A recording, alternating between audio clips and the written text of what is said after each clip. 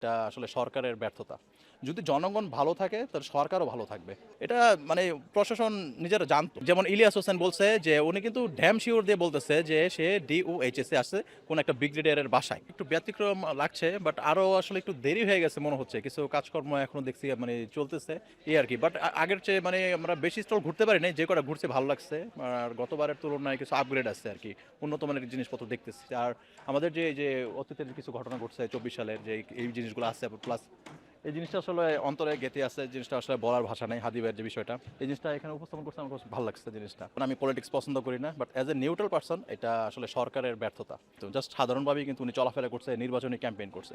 But ওনার উপরে যে হামলাটা হয়েছে, ওনার মাথায় গুলিটা করছে চিন্তা করেন।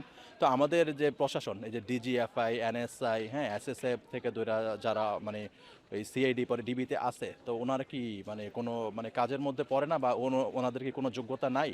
এত কিছু আমরা দেখছি, এর চেয়ে অনেক বড় বড় ঘটনা ঘটছে আমরা দেখছি আমাদের এই বাংলাদেশে। তারা মানে আসামিগুলো ধরতে পারছে বাট এই বিষয়টা কেন তারা আর কেন এইটা স্কিপ করতে চায়?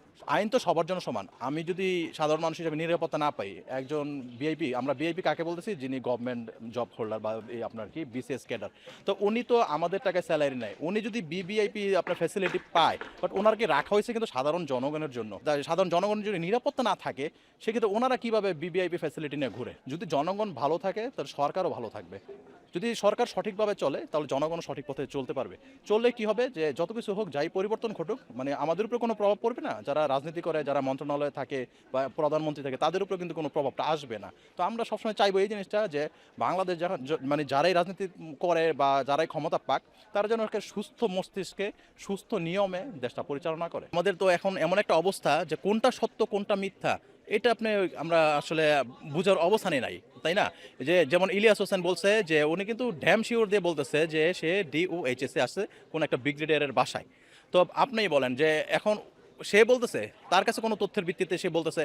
আবার যিনি মানে হত্যা করছে তারকেও আমরা দেখতেছি ইদানিং কিছু ভিডিওতে এসে কথা বলতেছে, বুঝছেন? এখন এআই এর যুগ, তো এখন অনেক কিছুই সম্ভব। তার যে হত্যাকারীর যে বিষয়গুলা এটা নিয়ে আসলে মানে আমাদের যে প্রশাসন, তাদের মানে কোনো আগ্রহ নাই। এটা আমার ব্যক্তিগত মতামত। আমার মনে হয় না যে একটা মার্ডারার যে সে খুন করে ইনস্ট্যান্ট সে মানে গায়েব হয়ে গেছে। এটা বাংলাদেশের প্রেক্ষাপটে বাংলাদেশের ডিফেন্স আবার এত দুর্বল না।